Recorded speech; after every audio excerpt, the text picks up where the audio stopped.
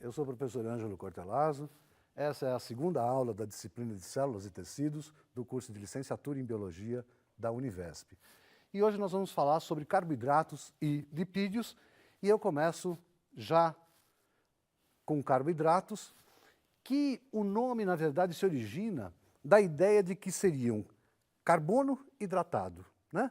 Átomos de carbono com moléculas de água, formando compostos aí chamados inicialmente de carboidratos, mas que por terem características normalmente muito adocicadas, né, receberam também o nome de sacarídeos, né, sacaram, receberam o nome de glicídios também, que representa glicos, né, doce em grego, e também normalmente se fala em termos de açúcares, mais popularmente. Então, carboidratos, sacarídeos, açúcares ou glicídios são sinônimos do mesmo grupo de substâncias, que são substâncias que são formadas por estruturas monoméricas mais simples, que eu chamo de monossacarídeos, que quimicamente são polihidroxialdeídos ou polihidroxicetonas.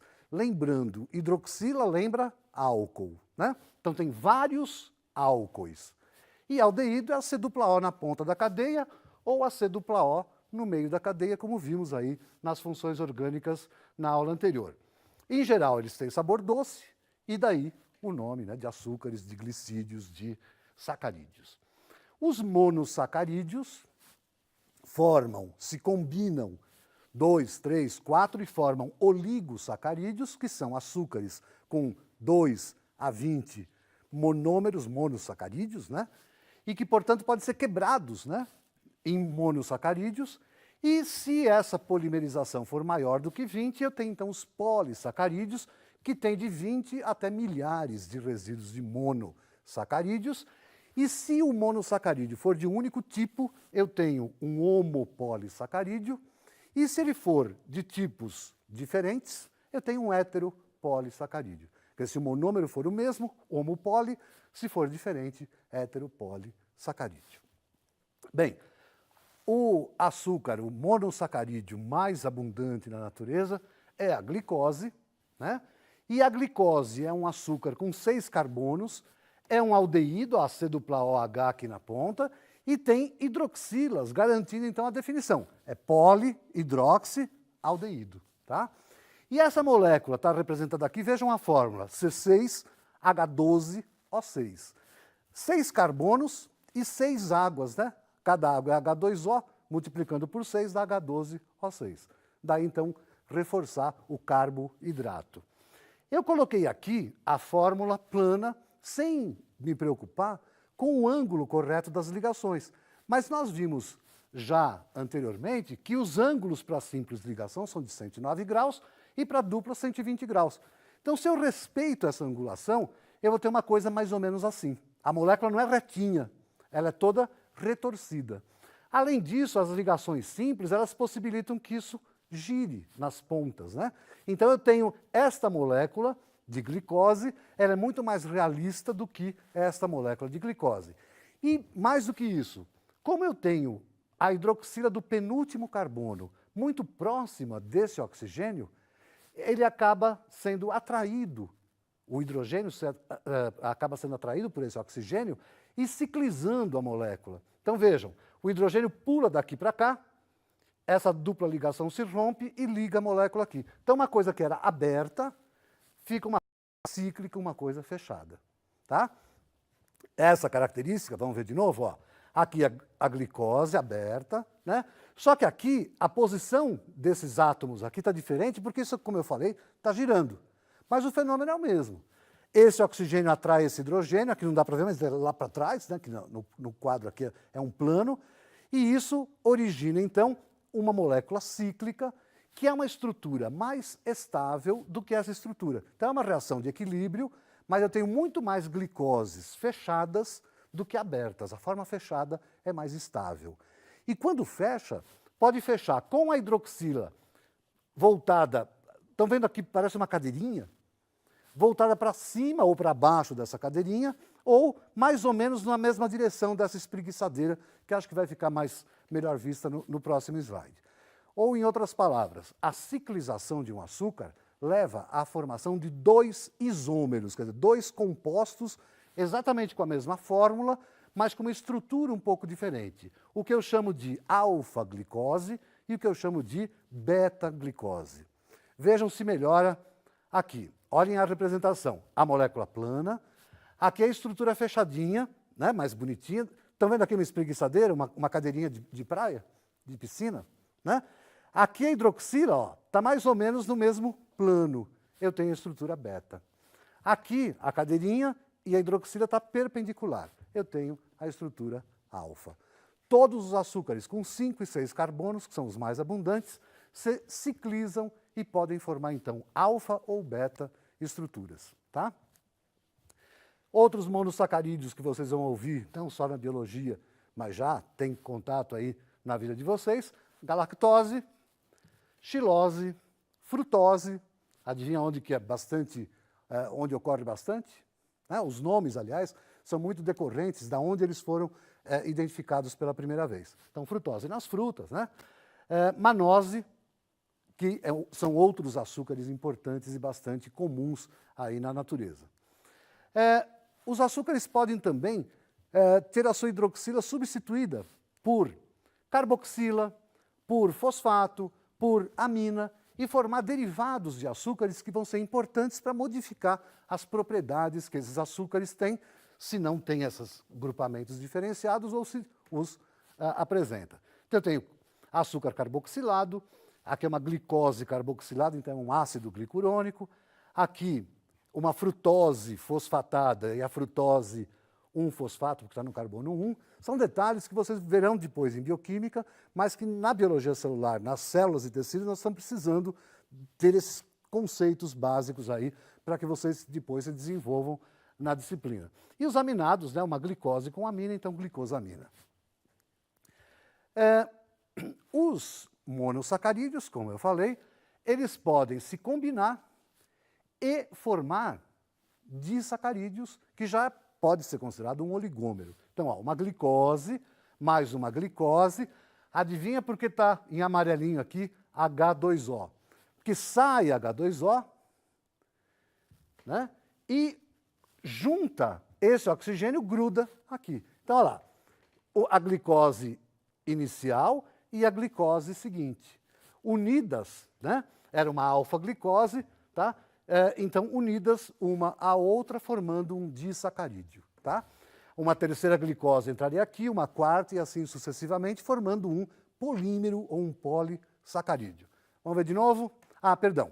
Aqui é um disacarídeo, aqui o campo que vai fazer a reação, e os disacarídeos mais comuns, né, além da maltose, que é encontrada no malte, a celobiose, que dá origem à celulose, a lactose, que está no leite, né, a sacarose, que é reserva de muitas plantas, como, por exemplo, cana-de-açúcar, por exemplo.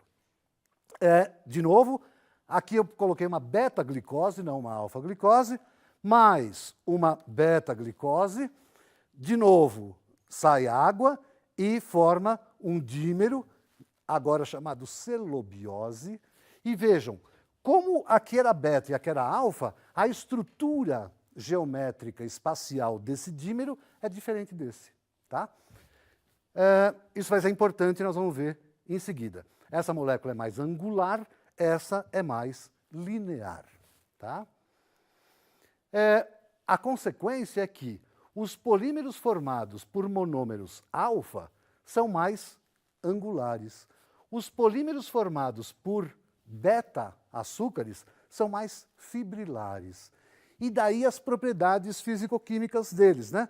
Um composto mais estrutural tende a ser mais fibrilar, porque tem mais resistência, né, para desempenhar um papel estrutural. Aqui eu vou ter papéis diferenciados, mas não estruturais. Tá? Nós vamos ver isso também já já. Vejam aqui uma polimerização de glicoses, né, que continua e forma um composto que é quase uma espiral. É o caso da amilose, que é um dos componentes do amido das plantas. Tá? É uma molécula bastante grande, tem muitos resíduos, mas ela não é ramificada, ela é só espiralizada, né? E a estrutura vista de cima é uma coisa mais ou menos assim. Já a quitina, que é formada por ligações beta, forma uma estrutura linear. Tá?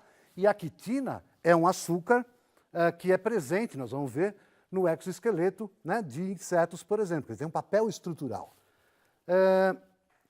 A amilopectina, também um polissacarídeo ramificado, com ligações alfa, e presente tanto no amido quanto no glicogênio do nosso fígado. Principais polissacarídeos estruturais: celulose, que forma a parede celular das células vegetais, a quitina, que forma o exoesqueleto de insetos, ácido hialurônico, que forma a matriz extracelular dos animais. Todos beta-monômeros, tá? Que dão essa estrutura, então, mais linear. Os não estruturais, em geral, de reserva, eu tenho glicogênio, que é a reserva em animais, tenho o amido, que é a reserva em vegetais, e o amido é formado por dois diferentes polímeros. A amilose, que não tem ramificação, e a amilopectina, que é ramificada. Vocês vão ver detalhes, como eu falei, em bioquímica, mas é só para dar uma ideia, né, do que é um polissacarídeo, do que é um açúcar. Papel dos açúcares: manutenção e proteção da estrutura das proteínas, nós vamos ver isso mais para frente. Controle da embebição das membranas por água, quer dizer, a maior atratividade da água, porque são compostos bem hidrofílicos, né, bem polares, por causa de tanta hidroxila que eles têm. E intervenção nos fenômenos de reconhecimento da superfície celular. Uma célula reconhece a outra normalmente pelos açúcares que estão na sua superfície. Tá? Bom, o outro grupo de moléculas que eu quero apresentar para vocês são os lipídios. E os lipídios são moléculas que têm uma gama de estrutura bastante grande, mas tem uma coisa que os une: eles têm baixa solubilidade em água. Isso cheira molécula apolar, né? Porque tem baixa solubilidade em água, que é polar. Os lipídios, eles podem ter ácido graxo na sua estrutura, nós vamos ver o que é um ácido graxo, e formar grupos de lipídios que eu classifico como cera. Então, todas as ceras são lipídios, glicerídeos ou glicérides são lipídios, fosfolipídios são lipídios e esfingolipídios também são lipídios, e todos eles têm ácido graxo na sua estrutura. E tem lipídios que não têm ácido graxo na estrutura, que são os esteroides e os terpenoides, que nós vamos ver muito rapidamente também nos próximos minutos aí da aula. O que é um ácido graxo? É um ácido orgânico. O que é um ácido orgânico? C-O, OH. Mas tem uma cadeia hidrofóbica grande, ou seja, é uma molécula anfipática, né? Ela tem uma região apolar e uma região polar.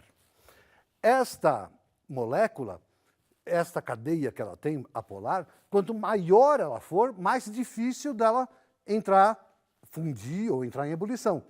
Então, um lipídio com uma molécula maior tem ponto de fusão maior. E, normalmente, na temperatura ambiente, eles são sólidos e formam a maioria das gorduras. Tá? Um lipídio menor, ele tende a ser líquido e vai formar, então, não uma gordura, mas um óleo. Tá? Também a saturação influencia. Se eu tiver só simples ligação, o ponto de fusão é maior, há uma interação maior das moléculas. As duplas ligações dificultam essa interação, então diminui o ponto de fusão das gorduras ou dos óleos em geral. Aqui uma lista dos principais ácidos graxos aí, encontrados nos seres vivos. Né? Ácido mirístico tem 14 carbonos e nenhuma dupla, quer dizer, saturado. Ele funde e vira líquido a 54 graus. Quer dizer, nessa temperatura, ele é uma graxa, né? uma gordura sólida.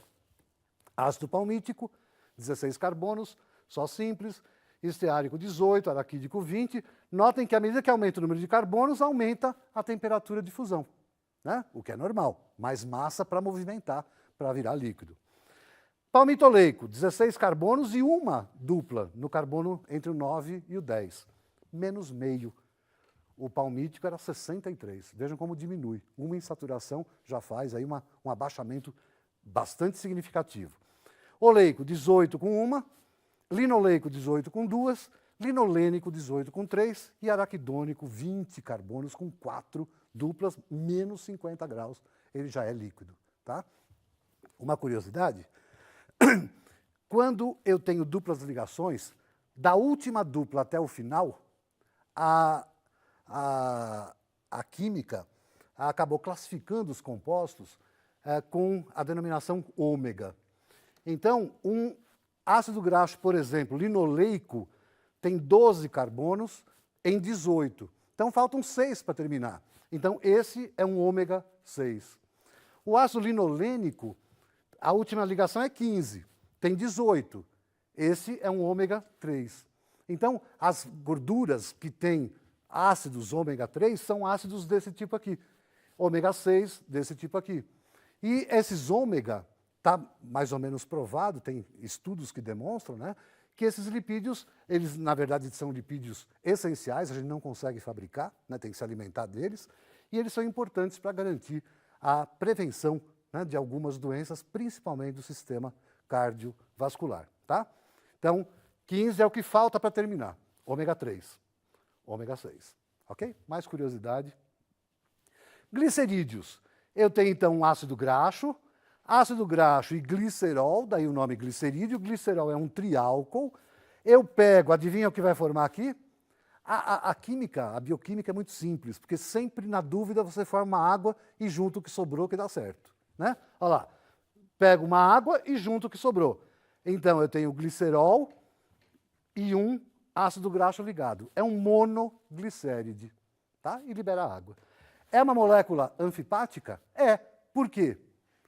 Porque ela tem essa estrutura aqui, esquemático, né? Ela tem essa estrutura,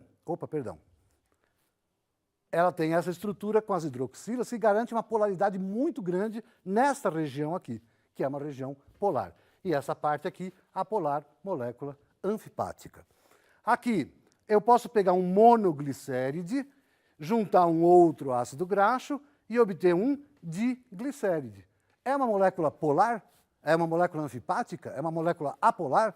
É uma molécula anfipática, porque tem uma região polar aqui e apolar aqui. E, finalmente, um diglicéride pode, combinado com ácido graxo, originar um triglicéride, que é uma molécula apolar. Não tem mais região de polarização. E, então, ela é muito pouco afeta a água. E, por conta disso, ela consegue se empacotar sem gastar água para ficar ao seu redor. Então, é a forma mais comum da gente guardar átomos de carbono no organismo da gente, é na forma de triglicéride, porque as gorduras, elas têm pouca água, ocupam pouco espaço, por incrível que isso possa parecer. Se a gente guardasse os nossos carbonos na forma de açúcar, nós seríamos muito maiores, porque teria muita água em volta. Né? Fosfolipídios são os lipídios que, a partir do diglicéride, ao invés de colocar um outro ácido graxo, colocam um ácido fosfórico. E origina, então, um ácido fosfatídico, né? Que é uma molécula anfipática. Região polar, região apolar. Por que eu estou frisando tanto isso de polar e apolar? Porque, na verdade, assim como os sabões, o sabão o que é? Um ácido graxo, é um sal de ácido graxo. Não é por isso que eu pego gordura e soda cáustica, né? O NaOH, o Na vem aqui, o OH combina e forma água e dá um sabão. O sabão tem essa parte hidrofóbica que interage com a sujeira hidrofóbica e na hora que você destampa o ralo, vai a água, por conta dessa parte hidrofílica, arrasta o sabão embora com a sujeira também. Né? E eu represento essa molécula dessa forma aqui, como se fosse um cone. Né? E elas interagem com o medo da água. Se eu jogo essas moléculas na água, o medo da água faz com que elas coloquem só a parte polar em contato com a água e formem um agregado aqui de região apolar. Tá, bolinha de sabão, o que eu faço? Eu sopro, tem várias camadas, obviamente, e eu vou distendendo isso com ar no meio e água na região polar e região apolar se escondendo dela. Já o fosfolipídio, como tem duas moléculas aqui, ele funciona mais como um cilindro. Então não dá para formar micelas sem nada dentro. Ele forma micelas que têm água dentro também. E vejam, isso aqui é quase uma célula, né? Uma membrana artificial formada só de fosfolipídios, mas que tem um conteúdo aquoso no interior e no exterior. Porção hidrofílica, porção hidrofílica, porção hidrofóbica interagindo. Tá? Aqui é a estrutura monomérica, né? Que forma essa, não é bem um polímero, mas eles interagem e se agrupam, formando então essas micelas. Moléculas anfipáticas têm esse comportamento. Finalmente, esteroides são derivados do colesterol, que são também moléculas anfipáticas e que, por conta dessa hidroxila, têm esse caráter e também vão fazer parte de micelas, de membranas, como nós vamos ver nas próximas aulas. Essa característica de composto anfipático é bastante importante. E também, derivados do colesterol, eu tenho todos os hormônios sexuais, né? Testosterona, progesterona, estradiol, etc. Tá? Bem, eu paro por aqui, essa rápida apresentação dos lipídios. Espero que vocês leiam a bibliografia a respeito para se inteirar, obviamente, dos detalhes que na aula nós não pudemos abordar, mas que são bastante importantes para vocês entenderem o funcionamento das células que serão abordados mais à frente. Muito obrigado.